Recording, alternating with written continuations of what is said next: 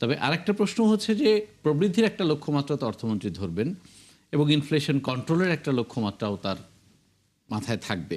কিন্তু আমরা দেখছি যে যে সরকারি যে বাজেটের দিক না কেন এই দুটো লক্ষ্যমাত্রা থেকে বেশ বিচ্যুত অবস্থায় দেখা যায়। এখনকার বাস্তবতা তো আরও খানিকটা কঠিন। আপনি এটাকে কিভাবে দেখেন বা তার জন্য স্বস্তিকর জায়গা কোন? এখন যেহেতু বড় বাজেট, সেজন্য আপনার প্রবৃদ্ধির লক্ষ্যমাত্রাটাও বেশি হবে এবং মূল্যস্ফীতির চাপটা কমানোর জন্য তো যে কোনো সরকারকে একটা প্রতিশ্রুতি দিতে হবে, তারা চাইবে, তাদের চেষ্টাও থাকবে। তো লক্ষ্যমাত্রা একটা সেট করবে, কিন্তু সেখানে যে মূল মূল যে চ্যালেঞ্জগুলো হবে, প্রথমে হচ্ছে যে এই যে উচ্চ প্রবৃদ্ধি, সেটা জানি না, আমরা 6.5 শুনেছি, 6.5% বা তার বেশি কিংবা এর কাছাকাছি যদি হয়, সেটাও অর্জন করার জন্য কয়েকটা পূর্ব শর্ত প্রয়োজন।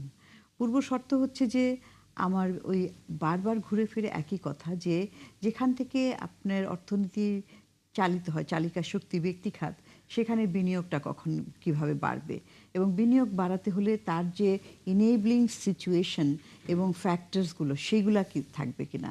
সেখানে যে কিছু আছে স্ট্রাকচারাল সমস্যা, বহুদিন থেকে চলছে, কিছু হচ্ছে উদ্ভূত পরিস্থিতির প্রেক্ষিতে সমস্যা। উদ্ভূত পরিস্থিতির প্রেক্ষিতে যেমন ধরেন এই যে সুদের হার বেড়ে গেছে, কেন? কারণ সংকোচনমূলক মুদ্রানীতি অবলম্বন করতে হয়েছে, যেহেতু মূল্যস্ফীতির হার বেশি।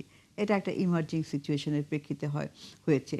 কিন্তু অনেক বহুদিনের যে একটা মানে চলমান যে সমস্যা, অবকাঠামোগত দুর্বলতা, জ্বালানি প্রাপ্যতা, অ্যাফোর্ডেবল প্রাইসে, তারপর রাস্তাঘাট, পোর্ট ফেসিলিটি, খুব দ্রুত ব্যবসা বাণিজ্য করার জন্য যে সময়, টাইম ইজ এ ফ্যাক্টর, না, টাইম ইজ মানি অনেক সময় আমরা বলি, তো সেটা একটা। তারপরে হচ্ছে যে এফিসিয়েন্সি, দক্ষতা, যে যেখানে আছে, মানব সম্পদের দক্ষতা, দুর্নীতি বন্ধ করা, দীর্ঘসূত্রিতা, আমলাতান্ত্রিক জটিলতা, এগুলো তো অনেক দিনের, এগুলোকে দূর করতে হবে।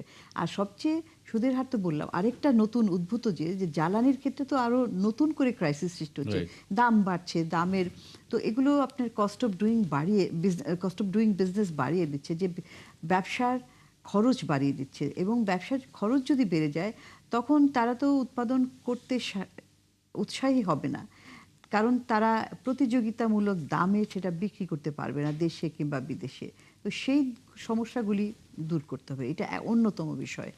আর হচ্ছে যে যেই ব্যয়গুলো আমরা একটু আগে আলোচনা করেছি, যে উন্নয়ন ব্যয়টা কমে যাচ্ছে, উন্নয়ন ব্যয়, পাবলিক এক্সপেন্ডিচারও বাড়াতে হবে। এবং শুধু বাড়ালেই হবে বিনিয়োগ না, এবং হ্যাঁ কর্মসংস্থানকে হ্যাঁ, এটা সাপোর্ট দিতে পারে। দক্ষতার সাথে করতে হবে, এই আর কি।